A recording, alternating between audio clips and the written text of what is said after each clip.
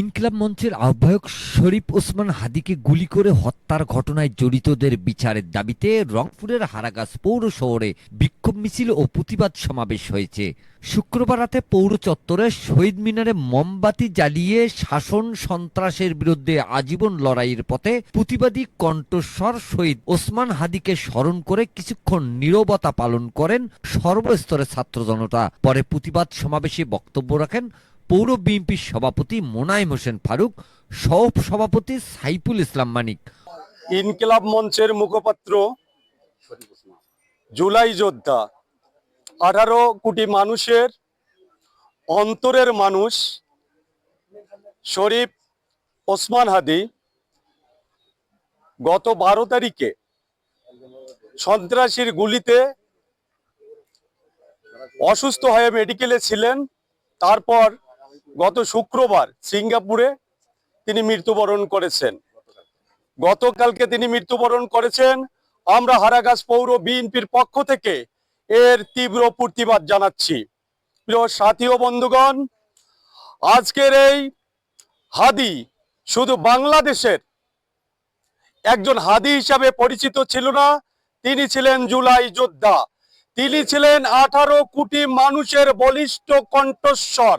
সেই কণ্ঠস্বরকে রোধ করার জন্য ফ্যাসিস্ট আওয়ামী লীগ সরকারের দোসররা, ফ্যাসিস্ট আওয়ামী লীগ সরকারের নিয়োগকৃত সন্ত্রাসী বাহিনী দ্বারা তিনি গুলিবিদ্ধ হন।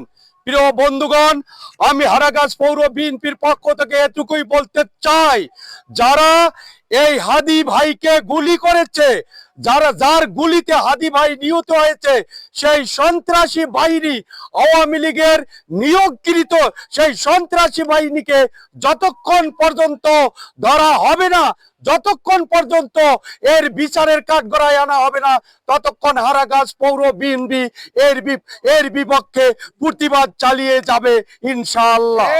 উপস্থিত ছিলেন সাবেক ছাত্রনেতা আঞ্জুল হক, মাজেদুল ইসলাম, পৌর স্বেচ্ছাসেবক দলের সিনিয়র যুগ্ম আহ্বায়ক শাহিন আলম, ছাত্র দলের ভারপ্রাপ্ত সদস্য সচিব নাজমুল সহ আরো অনেকে। প্রতিবাদ সমাবেশ শেষে ইনকিলাব মঞ্চের আহ্বায়ক শরীফ ওসমান হাদিকে গুলি করে হত্যার ঘটনায় জড়িতদের বিচারের দাবিতে বিক্ষোভ মিছিল করেন সর্বস্তরের ছাত্র জনতা।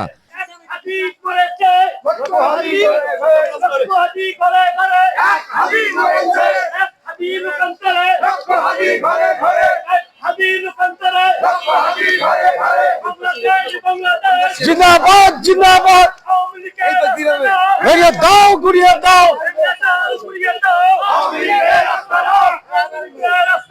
ভেঙে দাও, গুড়িয়ে দাও, আওয়ামী লীগের আস্তানা ভেঙে দাও, গুড়িয়ে দাও।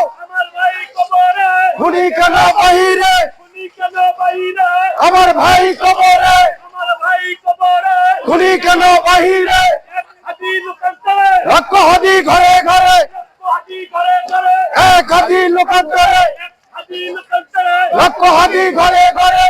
Mizanur Rahman, DRS news.